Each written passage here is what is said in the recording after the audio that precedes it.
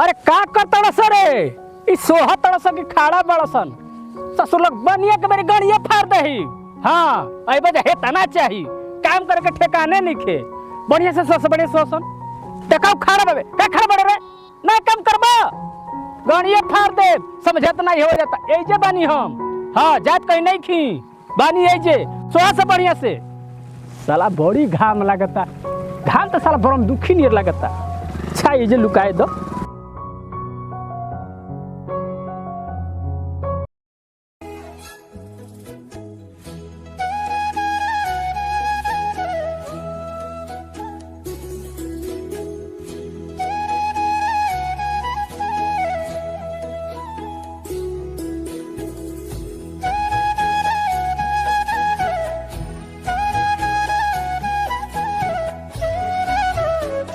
ए जी आई ना खाना खा ली।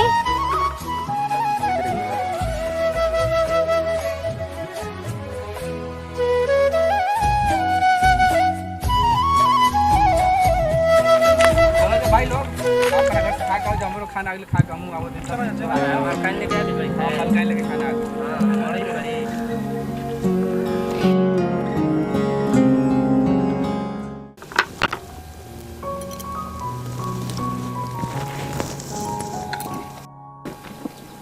काय मैडम खेत में इतना बन ठन के अबू काम धाम करे के मन करी कुछ और ही करे के मन करी। चलिए छोड़ी जाए दी पहले हाई खाना खाई। हाथ धो बाबा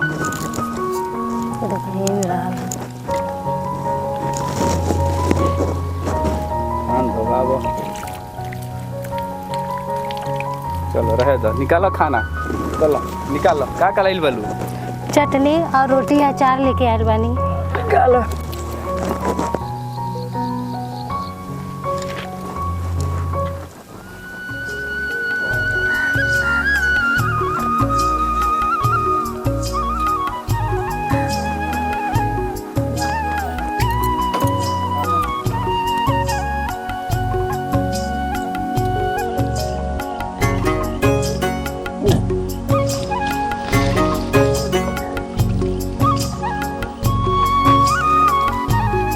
हम यही से न कहीं ना खेती किसानी छोड़ो जब शहर में चलो कम से कम अच्छा खाना तो मिली खाए के।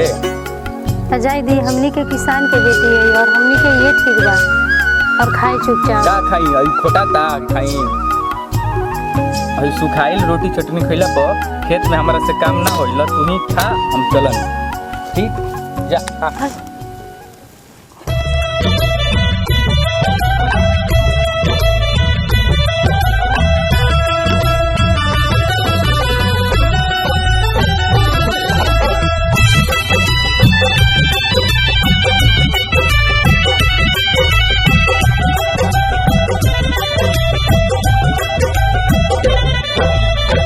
ऐसे काहे बोलत बानी ऐसे काहे बोलत बानी राजा मोर जान।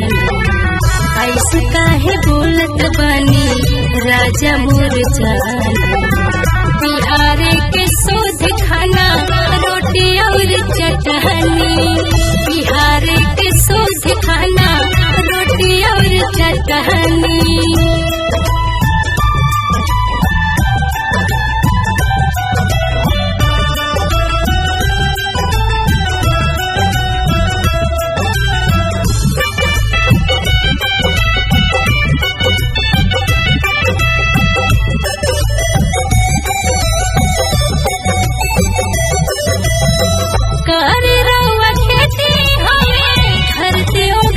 सोना साथ साथ जिंदगी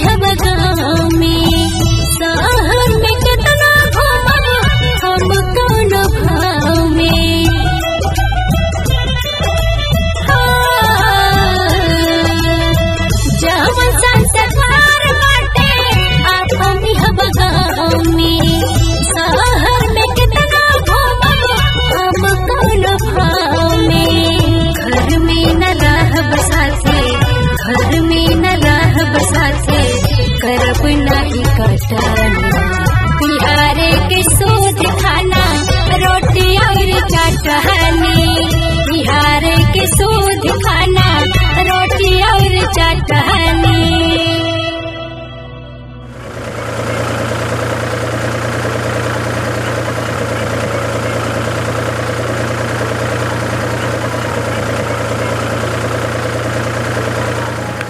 अरे राकेश भाई ओ बहनी प्रणाम भाई। प्रणाम प्रणाम आई बैठी और से बताई बढ़िया बाटे तू। ठीक बा ना प्रणाम प्रणाम। हाँ सब बढ़िया बाटे। भाभी के ना ले आइला नी नहीं कुछ काम रहला ऐसे नहीं लिया। भाभी के लिया के आवे के चाहते अच्छा अब अगली बार आई तो कब लिया के आई हैं सब बात करी और हम पानी लेके आवत तानी। अरे ना ना बिना पानी पिए ना पानी नहीं पियले बनी। कहां गइल हन बिना प्रतिमा दिन आ जाए स्कूल में। हम सोचे तानी कि दोनों के बियाह करा दे। ये तो बहुत बढ़िया हमहू ये सोचले रहनी हां। हमनी के दोस्ती एकदम रिश्तेदारी में बदल जाई एकदम खूब सर्वस से बदल दी भैया। ए जा खीर पूरी बनावे तो मुंह मीठा करावत है बेरा। हमनी के लइकन के बियाह के तैयारी होता जा जल्दी जल्दी जा खीर पूरी एकदम बनाओ मलपुआ अलपुआ एकदम जवन बनावे दो। और सब बताओ हमनी तो रिश्तेदार बने खेती गिरती कैसन चलता सब बढ़िया बा भैया एकदम बढ़िया बा ना हां एकदम ठीक बा। खेत में पानी उनी बा एकदम पानी बाटे पानी खाली भरा गइल। अरे रकेशवा तोरा के ठाकुर साहब बोलैले बड़न। अपने ठाकुर साहब से कह दिए कि विकास में ना जाए जब कहे तब बोल रहे चल जाए। तू ठाकुर साहब के बात के उल्लंघन करबे।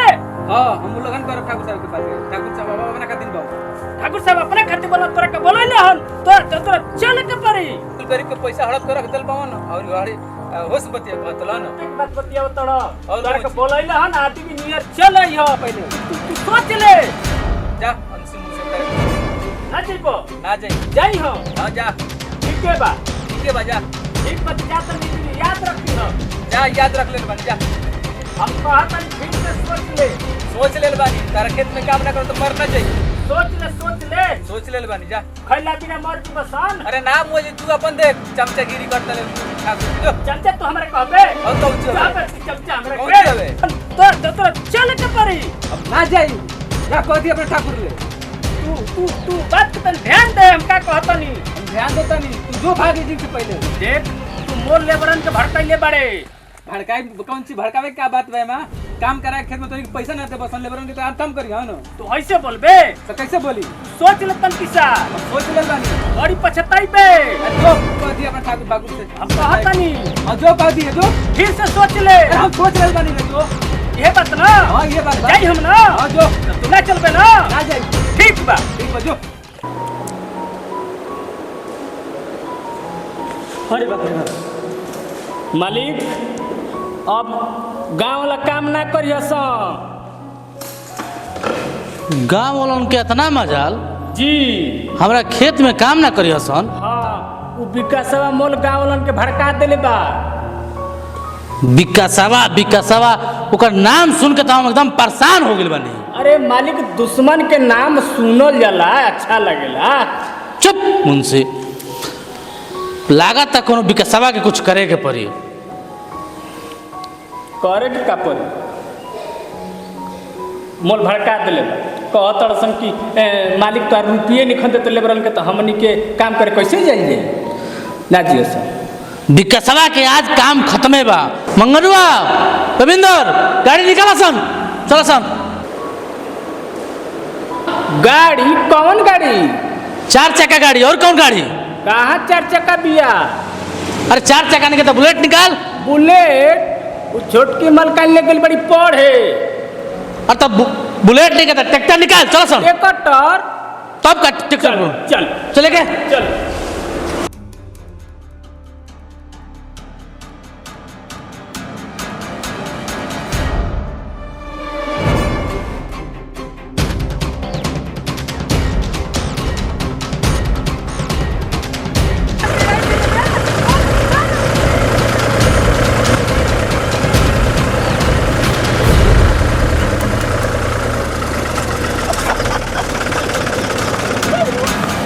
हौका आई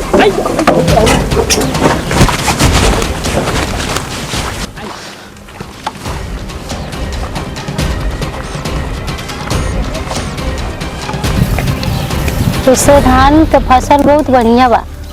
का कुछ लेके बाका हाँ हमरा के झुमका किन देवे।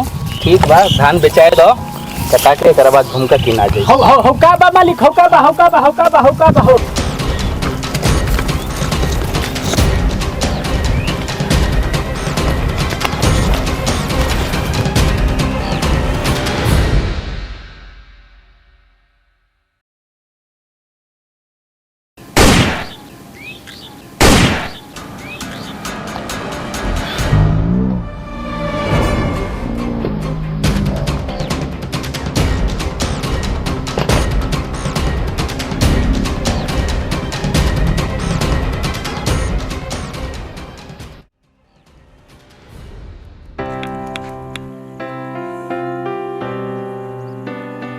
आजकल कोनो लौंडिया हमारे हाथे नहीं खिसला। अरे भाई भैया कहत रहियो माल नहीं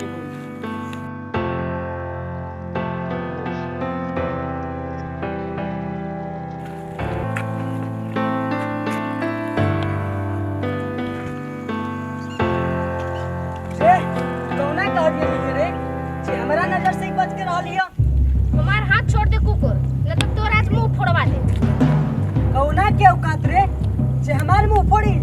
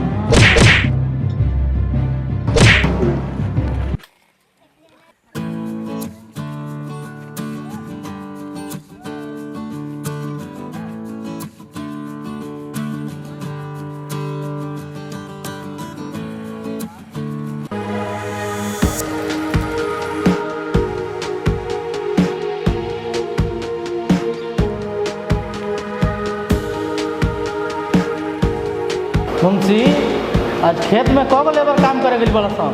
मिला जुला के 50 के बड़ा सामान। काम धाम ठीक से चलता ना? हाँ खूब बढ़िया से चलता, कोनो दिक्कत नहीं है। ठीक बा।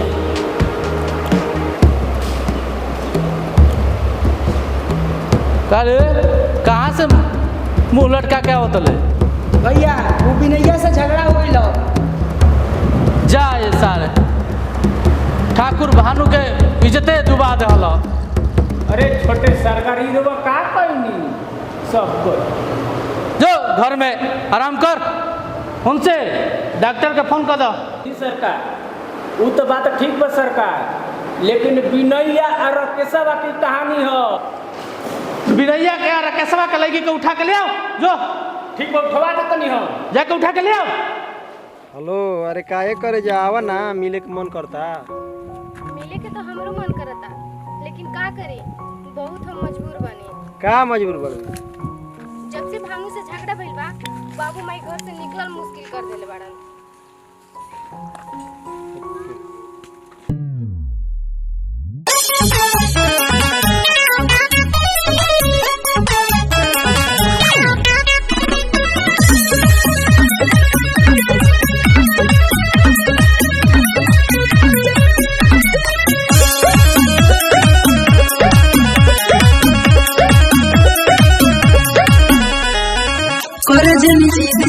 कैसे के हमें बाबूजी दुआरा पमाई इसना समझा दुआरा पमाई कर जनी जीवन कैसे के हमें बाबूजी दुआरा पमाई अरे बुझा कर कहिले बाबू सोना तबारे काटा करेलू मिले न हमसे आवेलू खाली बातें करेलू मिले न हमसे आवेलू खाली बातें करेलू।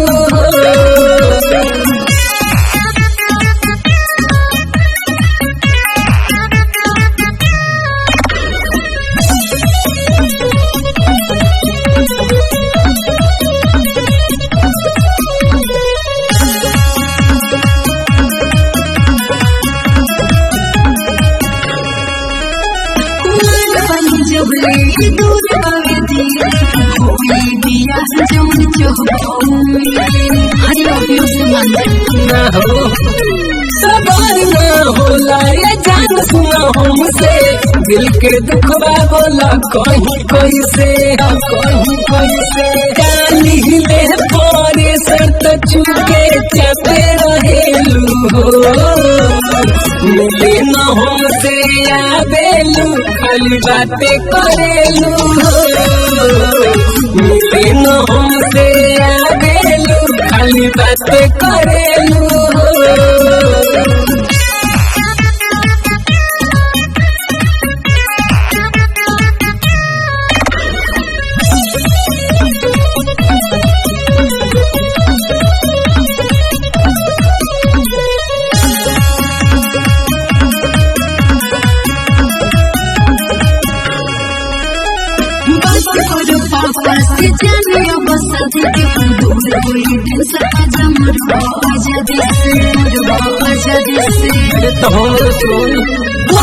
लगन में कराई भी जान हो कहतानी जान जानी हो परेशान हो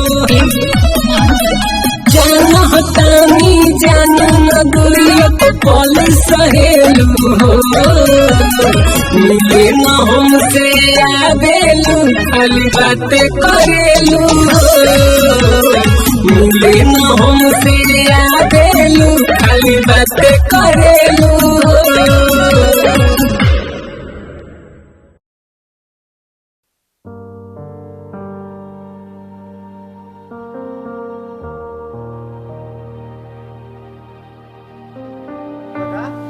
कैसे भाई बचवा भानु प्रताप के देन का भानु प्रताप हाँ बचवा तोहरा माई बाबू तो मुझे मरले रहे का भानु प्रताप की मरले रहे भानु प्रताप हम तोरा के ना छोड़ो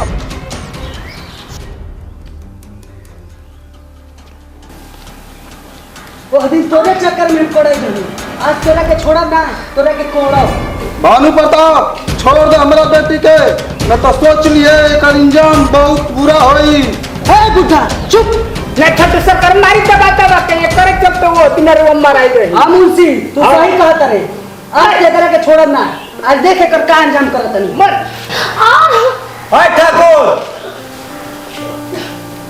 बस तोहरे तो इंतजार रहे आ गईल मारा सलाम झगड़ुआ